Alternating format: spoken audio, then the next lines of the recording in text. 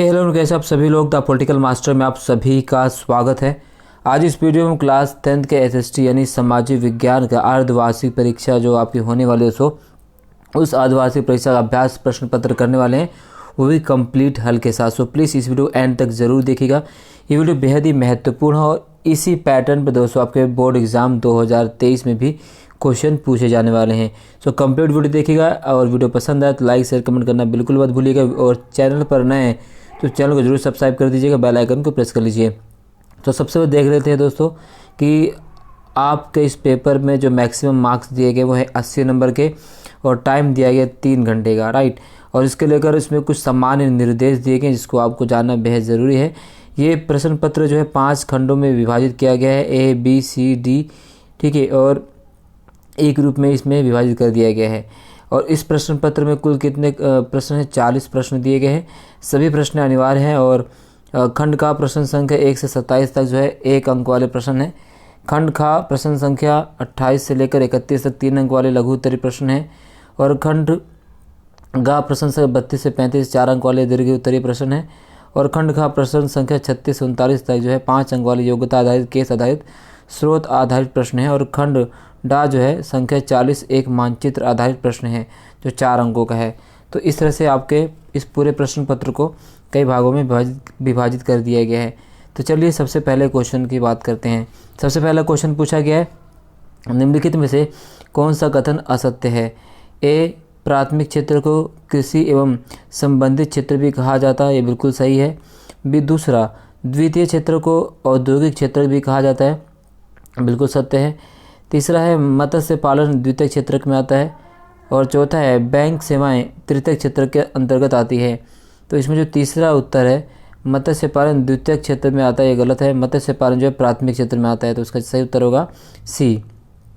चलिए नेक्स्ट, निम्नलिखित में से कौन सा पंजाब के समृद्ध किसान के लिए विकास का लक्ष्य नहीं हो सकता है? ए, अपनी उपज के लिए कम समर्थन मूल्य प्राप्त करना। बी, सस्ते मजदूर। सी, सुचारू सिंचाई की व्यवस्था। और डी, ए और बी दोनों गलत है। तो इसका जो सही को विकास का लक्ष्य नहीं हो सकता वो ये है, अपनी उपज के लिए कम समर्थन मूल्य, ये भी नहीं हो सकता है, और सस्ते मजदूर, ठीक है। तो पंजाब के किसान के लिए सस्ते मजदूर वाला सही होता है, लेकिन इसमें जो सही कथन है वो केवल ए है, ठीक है। नेक्स्ट, निम्नलिखित में से महात्मा गांधी राष्ट्रीय ग्रामीण रोजगार गारंटी अधिनियम यानी मनरेगा 2005 के संदर्भ में क्या सत्य है? ए, वर्ष में 100 दिनों का रोजगार, बिल्कुल ठीक है। ग्रामीण क्षेत्र के लिए रोजगार, बिल्कुल ठीक है। यदि सरकार रोजगार उपलब्ध करवाने में असफल रहती है तो बेरोजगार भत्ते का प्रावधान दिया गया, बिल्कुल ठीक है। यानी इसका जो सही उत्तर है उपरोक्त सभी सही हैं इसके, ठीक है। चलिए नेक्स्ट, यदि किसी क्षेत्र में बड़े बांधों को बनाया जाता है तो स्थानीय लोग उसका विरोध क्यों करते हैं? तो स्थानीय लोग इसका विरोध क्यों करते हैं? पहला, उनकी भूमि जाने डर होता है, आय के साधन खोने डर होता है। इसका जो सभी कथन ऑल ऑफ दिस अबव सही, यानी इसका सही उत्तर है डी, सभी कथन जो है सत्य हैं। प्रश्न नंबर 5, किसी देश की औसत आय उसकी कुल आय में निम्नलिखित में से किसको भाग देकर निकाली जाती है? तो किसी देश की जो औसत आय उसकी कुल आय में कुल जनसंख्या को भाग देकर निकाली जाती है, ठीक है। नेक्स्ट, शिक्षा एवं स्वास्थ्य के आधारभूत प्रावधानों के कारण भारत के डैश राज्य में शिशु मृत्यु दर सबसे कम है? तो शिक्षा एवं स्वास्थ्य के आधारभूत प्रावधानों के कारण जो है केरल राज्य में शिशु मृत्यु दर जो है सबसे कम है। नेक्स्ट, द्वितीय क्षेत्र को डैश नाम से भी जाना जाता है, तो द्वितीय क्षेत्र को किसके नाम से जाना जाता है? तो औद्योगिक क्षेत्र के रूप में भी जाना जाता है।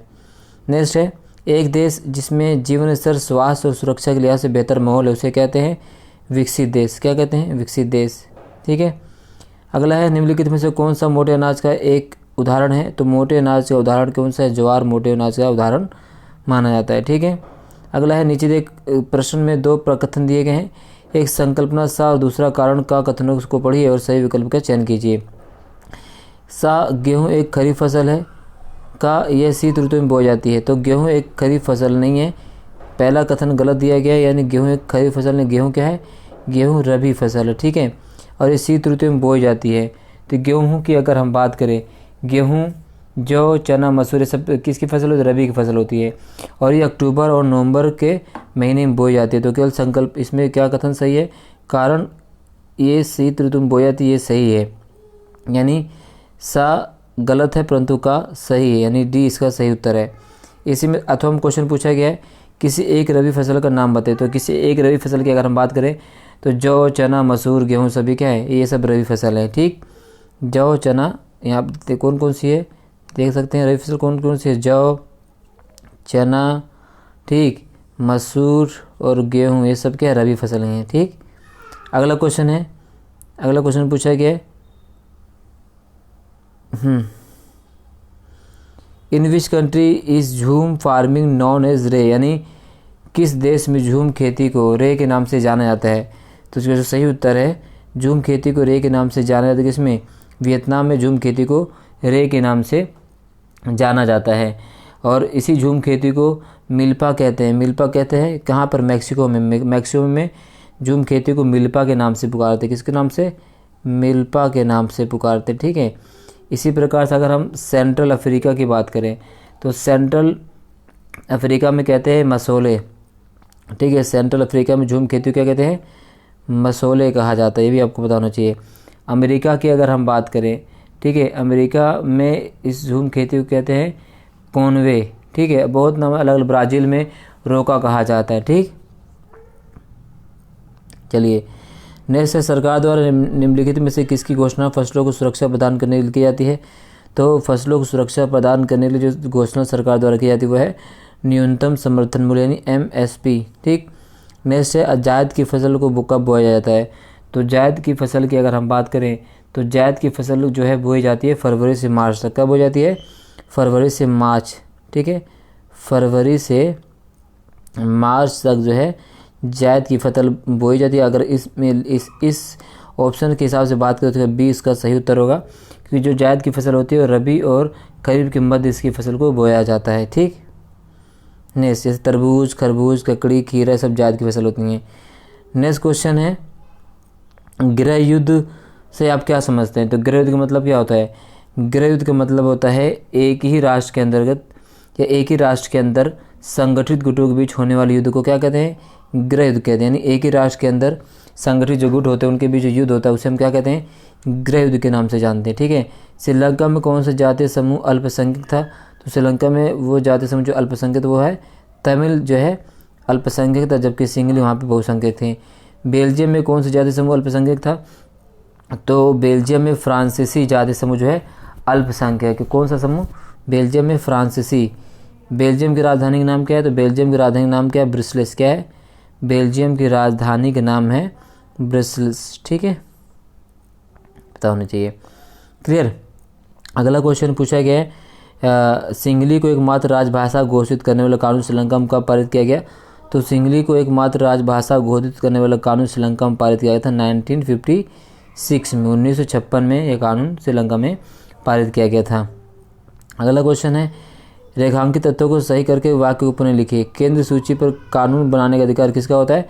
तो केंद्र सूची पर कानून बनाने का अधिकार होता है केंद्र सरकार का, जबकि राज्य सूची पर कानून बनाने का राज्य सरकार का होता है। और जो समवर्ती सूची है उस पर राज्य और केंद्र दोनों कानून बना सकते हैं, बट राज्य और केंद्र में असमंजस होने पर केंद्र कानून ज़्यादा महत्वपूर्ण माना जाता है। अगला क्वेश्चन, रिक्त स्थानों की पूर्ति कीजिए। भारत में डैश स्तर की सरकार है।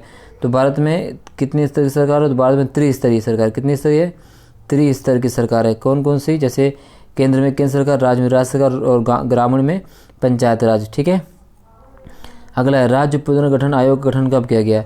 तो राज्य पुनर्गठन आयोग का गठन किया गया था 1953 में और लागू किया गया था 1956 में। ठीक, याद रखना, फजल अली आयोग के माध्यम से 1953 में राज्य पुनर्गठन आयोग का गठन किया गया। तो बाद में लागू कब किया, 1956 में। तो गठन किया गया था 1953, लागू किया गया 1956। ठीक, भारतीय संविधान की 8वीं अनुसूची में कितनी भाषाओं को शामिल किया गया है। तो भारतीय संविधान की 8वीं अनुसूची में जो भाषाएं, पहले कितनी भाषाएं थी, 14 भाषाएं थी। वर्तमान में 22 भाषाएं कितनी हैं। तो भारतीय संविधान की 8वीं अनुसूची में 22 भाषाएं शामिल है। पहले कितनी थी, 14 भाषा शामिल की, अब कितनी हैं, 22 भाषाएं। वियना कांग्रेस का आयोजन कब किया गया। तो वियना कांग्रेस का आयोजन कब किया गया था। तो वियना कांग्रेस का आयोजन 1814 से लेकर जून 1815 तक वियना कांग्रेस का आयोजन किया गया था। नेक्स्ट क्वेश्चन है, नीचे दिए गए प्रश्नों में 2 प्रकथन दिए गए हैं, एक संकल्पना और दूसरा कारण का दिया गया है। क्वेश्चन है, संकल्पना राष्ट्रवाद की पहली स्पष्ट अभिव्यक्ति 1789 में फ्रांसीसी क्रांति से हुई। बिल्कुल ठीक है, फ्रांसीसी क्रांति ने राजनीतिक और संवैधानिक बदलाव हुए जिसमें प्रभुसत्ता राजतंत्र से निकले फ्रांसीसी नागरिक समूह में हस्तांतरित हुई। बिल्कुल ठीक है, कथन और कारण दोनों सही हैं। ठीक है, यहाँ पर कौन सही है? ए इसका सही उत्तर है। नेक्स्ट क्वेश्चन है, रॉलेट एक्ट कब लागू किया गया? तो रॉलेट एक्ट लागू किया गया था 19 मार्च 1919। ठीक है, 19 मार्च 1919 को रॉलेट एक्ट कानून जो है लागू किया गया था और इसी के विरोध में अप्रैल 1920 में जलियांवाला बाग हत्याकांड भी हुआ था। और रॉलेट एक्ट कानून लागू किसके माध्यम? Sir Sydney Rowlatt. कौन थे? Sir Sydney Rowlatt. ध्यान रखना, क्वेश्चन पूछा जा सकता है। सर सिडनी रॉलेट की अध्यक्षता में ही रॉलेट कानून को बनाया गया था। भारत माता का पहला चित्र किसने बनाया? तो भारत माता का पहला चित्र बनाया गया था 1905 में। कब बनाया गया था? भारत माता का पहला चित्र 1905 में, ठीक है, बनाया गया। और किसने बनाया था? अविंद्रनाथ टैगोर ने। किसने बनाया था? अविंद्रनाथ, ठीक है, अविंद्रनाथ टैगोर ने भारत माता का पहला चित्र बनाया था। हालांकि इसको लेकर कई असमंजस भी है और इसमें एक और नाम आता है वो 1306 में, वो है मदन लाल। कौन है? मगन लाल। ठीक है, मगन लाल का भी नाम आता है। लेकिन अभी आपको क्या करना है? आपको अविंद्रनाथ टैगोर के साथ जाना है जो 1905 में उन्होंने भारत माता का चित्र बनाया था। नेक्स्ट है, सिल्क रूट से आप क्या समझते हैं? सिल्क रूट कैसे अगर हम बात करें तो सिल्क रूट जो था ये प्राचीन काल और मध्यकाल में ऐतिहासिक, व्यापारिक, सांस्कृतिक मार्गों का एक समूह था और जिसके माध्यम से एशिया, यूरोप और अफ्रीका क्या हुए थे? आपस में जुड़े हुए थे। अगला है, ब्रिटेन वुड्स प्रणाली से आप क्या समझते हैं? अगर हम ब्रिटेन वुड्स प्रणाली की बात करें तो ब्रिटेन वुड्स प्रणाली एक ऐसी प्रणाली है जिसके माध्यम से दूसरे विश्व युद्ध और विश्व पे जो संकट था उससे जो देश जूझ रहे थे उनकी मदद करना इसका उद्देश्य था। और इसके माध्यम से वर्ल्ड बैंक, IMF जैसे संस्थाओं की स्थापना भी की गई थी। ठीक, क्लियर। असहयोग आंदोलन क्यों आरंभ किया गया? उसके प्रभाव का वर्णन कीजिए। अथवा सविनय बाग आंदोलन क्यों आरंभ किया गया? उसके प्रभाव का वर्णन कीजिए। दोनों क्वेश्चन सटीक से पूछे गए हैं। इसका उत्तर मैं आपको सिंपल तरीके से बता देता हूँ।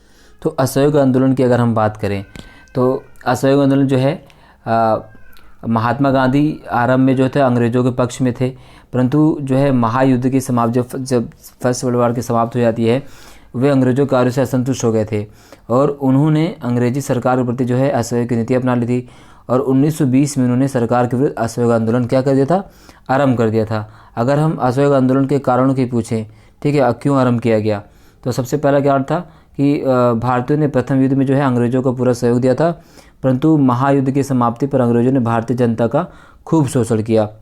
दूसरा कारण था फर्स्ट वर्ल्ड वॉर के दौरान भारत में प्लेग आदि महामारी जो है ज़्यादा फूट पड़ी थी और अंग्रेजी सरकार ने इसके कोई भी ध्यान नहीं दिया था। और 1919 में ब्रिटिश सरकार ने रॉलेट एक्ट पास कर दिया और इसके काले कानून कारण जनता में बहुत ज़्यादा जो है रोष फैल गया था। और साथ साथ सितंबर 1920 में कांग्रेस ने अपने अधिवेशन जो है कलकत्ता में बुलाया और इसी अधिवेशन में असहयोग आंदोलन का प्रस्ताव रखा गया जिसे बहुमत से पास कर दिया गया। ठीक, अगर इसके प्रभाव की बात करें तो विदेशी माल का बहिष्कार किया गया, ब्रिटिश सरकार द्वारा दी गई उपाधियों को छोड़ दिया गया, स्थानीय संस्थाओं में मनोनीत भारतीय सदस्यों द्वारा त्यागपत्र दे दिए गए। ठीक है, ब्रिटिश अदालतों और वकीलों का धीरे धीरे क्या किया गया? बहिष्कार किया गया। ठीक, इसी प्रकार से क्या है? सविनय बाग आंदोलन क्यों आरंभ किया गया? इसके प्रभाव को वर्णन कीजिए। तो अगर सविनय बाग आंदोलन की बात करें तो सविनय बाग आंदोलन 1930 में चलाया गया और ये सत्य एवं अहिंसा पर आधारित एक विशाल जन आंदोलन था। इसे पूरे स्वराज की प्राप्ति की दिशा में उठाया गया पहला महत्वपूर्ण कदम भी कहा जाता है। इस आंदोलन की अगर हम बात करें तो कई पक्षों ने किया गया है। ठीक है ना। आंदोलन के अगर महत्व की बात करें तो आंदोलन के विदेशी कपड़े के बहिष्कार के कारण विदेशी कपड़े का लगभग आधा रह गया था।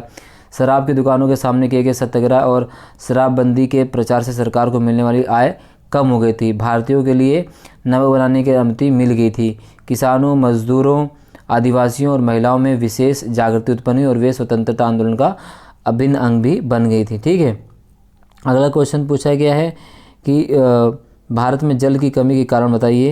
ये भी 3 नंबर का पूछा गया है। अगला क्वेश्चन है 30वां भारत में संघवाद दिन प्रतिदिन मजबूत हो रहा है, इस कथन के समर्थक में तर्क दिया। वैसे बात है, अब हमारे यहाँ पर सहयोगी संघवाद की जो प्रथा चल रही है और ये वजह है कि भारत में केंद्र और राज्य सरकार आपस में सहयोगात्मक रूप से काम करेंगे, जिसमें केंद्र और राज्य दोनों मिलकर विकासात्मक कार्यों को बढ़ावा दे रही हैं। अगला क्वेश्चन पूछा गया है 31वां संगठित क्षेत्र की विशेषताओं को वर्णन कीजिए अथवा असंगठित क्षेत्र की विशेषताओं का वर्णन कीजिए। ठीक, इन तमाम क्वेश्चन उत्तर दोस्तों पहले मैंने दे दिया, इसका लिंक डिस्क्रिप्शन में है, इंपॉर्टेंट PDF मिल जाएगी आपको। अगला क्वेश्चन है जर्मनी के एकीकरण की प्रक्रिया का वर्णन कीजिए।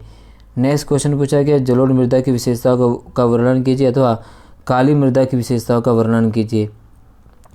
नेक्स्ट है बेल्जियम ने विविधता को समायोजित किया है, विकास को परिभाषित कीजिए। इसके बाद जो क्वेश्चन 36वां है, दी गई सारणी को पढ़िए और नीचे दिए गए प्रश्नों को उत्तर दीजिए। रोजगार में क्षेत्रों की हिस्सेदारी, ठीक है, तो इसको आपको सारणी को पढ़ना है, उसके बाद आपको उत्तर देना है। वर्ष 1972-73 में किस क्षेत्र के रोजगार में हिस्सेदारी का प्रतिशत सबसे अधिक है? तो 1972-73 में जो क्षेत्र रोजगार में सबसे ज़्यादा हिस्सेदारी का हुआ है कौन सा है? प्राथमिक क्षेत्रक, ठीक है, कौन सा है? प्राथमिक क्षेत्रक। वर्ष 2011-12 में किस क्षेत्र की रोजगार में हिस्सेदारी का प्रतिशत सबसे कम है? तो 2011-12 में जिस क्षेत्र का प्रतिशत सबसे कम है द्वितीयक क्षेत्रक का, ठीक। 1972-73 तुलना में 2011-12 में किस क्षेत्र में हिस्सेदारी का प्रतिशत घट गया है? तो प्राथमिक क्षेत्र का प्रतिशत घट गया है। इस तरह आपको उत्तर दे के देना है उत्तर, ठीक। इसी प्रकार से दोस्तों दिए गए गद्यांश को पढ़ना है और नीचे दिए प्रश्नों को उत्तर देना है, ठीक है। यहाँ इस गद्यांश को पढ़कर आपको इन क्वेश्चनों का उत्तर देना है, ठीक, सिंपल तरीके से है, ठीक। इसके बाद जो है दी गई सारणी को पढ़िए और नीचे दिए गए प्रश्नों को उत्तर दीजिए। फिर एक सारणी दी गई है और उत्तर देना आपको प्रश्नों को पढ़कर। राष्ट्रीय संसद में किस क्षेत्र में महिलाओं का प्रतिनिधित्व सबसे अधिक है? तो राष्ट्रीय संसद में किस क्षेत्र में महिलाओं का प्रतिनिधित्व सबसे अधिक है? तो अगर राष्ट्रीय संसद की बात करें तो वो है सबसे अधिक है अमेरिका, ठीक है। राष्ट्रीय संसद में किस क्षेत्र में महिलाओं का प्रतिनिधित्व विश्व औसत के बराबर है? तो विश्व औसत के बराबर है, आप देख सकते हैं भारत, दक्षिण अफ्रीका, अमेरिका, उप सहारा अफ्रीका। ये सारणी आपको पढ़ के इसका उत्तर देना है, ठीक। इसके बाद जो आपका लास्ट क्वेश्चन है 39वां, गद्यांश को पढ़ना है, उसके बाद इसका उत्तर देना है आपको सभी चीज़ों का, ठीक। और लास्ट जो है वह आपका मैप दिया गया है। मैप देख लेते हैं क्या पूछा गया मैप में। भारत के दिए गए राजनीतिक रेखा मानचित्र पर 2 स्थान A और B अंकित किए गए। इन दोनों स्थानों की पहचान की दिए गए विशेषता आधार पर कीजिए। वह स्थान जहां जलियांवाला बाग हत्याकांड हुआ था वह है अमृतसर। वह स्थान जहां गांधी जी ने नील की खेती करने वाले किसानों के लिए आंदोलन चलाया था वह है बिहार का चंपारण। इसके बाद भारत के उसी मानचित्र पर निम्नलिखित को उचित चिन्ह दर्शाइए। हीराकुंडा बांध कहाँ पर स्थित है? नागार्जुन सागर बांध कहाँ से? राणा प्रताप सागर बांध कहाँ पर स्थित है, ठीक है। ये सारी चीज़ मैप में आपको फिल करनी है। इस वीडियो में बस इतना ही। आई होप आपको वीडियो बहुत पसंद आई होगी। अगर वीडियो पसंद आई तो वीडियो को लाइक शेयर कमेंट करना बिल्कुल मत भूलिएगा। चैनल पर नए हैं तो चैनल को सब्सक्राइब कर दीजिए, बेल आइकन को प्रेस कर दीजिए। मिलते हैं नेक्स्ट वीडियो में, तब तक के लिए जय हिंद, धन्यवाद।